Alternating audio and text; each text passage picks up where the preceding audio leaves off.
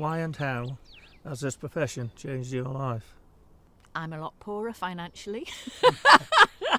But I have to say, in terms of mental health, physical health, just a joy of life, it has improved immeasurably. It really, really has.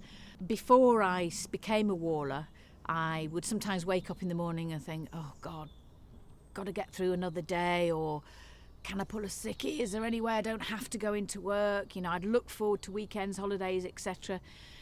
And it wasn't that I was unhappy at my job, it just felt a grindstone, and that 9 to 5, 9 to 5, 9 to 5 type thing. What I have now is I have a flexibility in my work. So if it's a glorious day like today, I can be up at 6 and out walling early. What made you become a dry stone waller? I'm driving to work and I'm noticing everything. I'm up, you know, you can make the most of a day. If it's absolutely bucketing with rain, then go home a bit early. But I mean, most people will understand and appreciate that being outdoors is therapeutic in itself.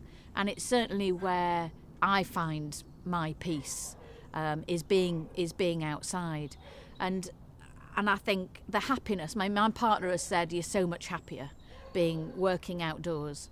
And so it's changed that way. And I put a value on that. And that to me, being happy in my job, I don't think of it as my work. And a lot of my friends are talking about retirement now and going, oh, I can't wait to retire, I've got retirement plans and then I don't see this as work, it's pleasure. And so therefore, you know, my retirement will be when I can no longer lift a stone, not because I've got an age coming up and I'm thankful to stop, because I love doing what I do every single day.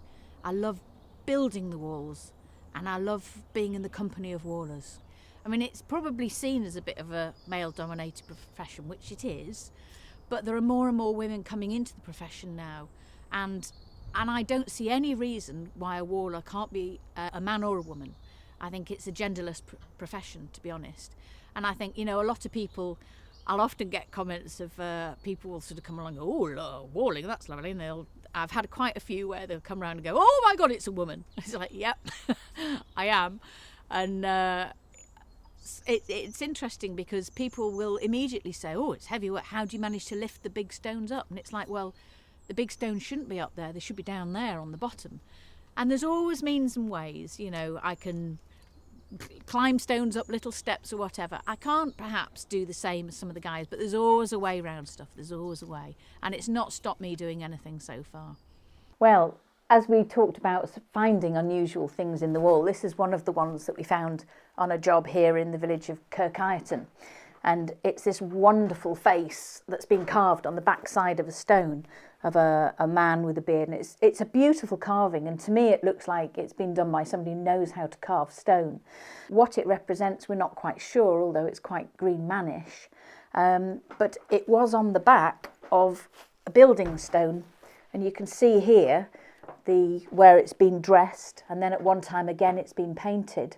So clearly this has been the outside of the stone, and then inside, unbeknownst to anybody, certainly when it was in this outbuilding, has been this beautiful carved face.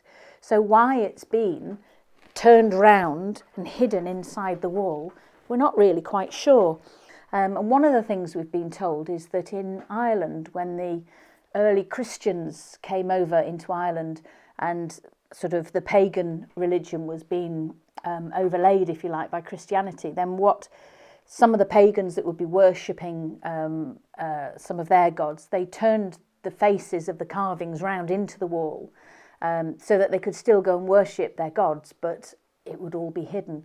We can guess as to the story of this, but the true story or who carved it, we'll never know. One thing is for sure, it won't be hidden face into a wall anymore. We'll be keeping this face out for the world to see.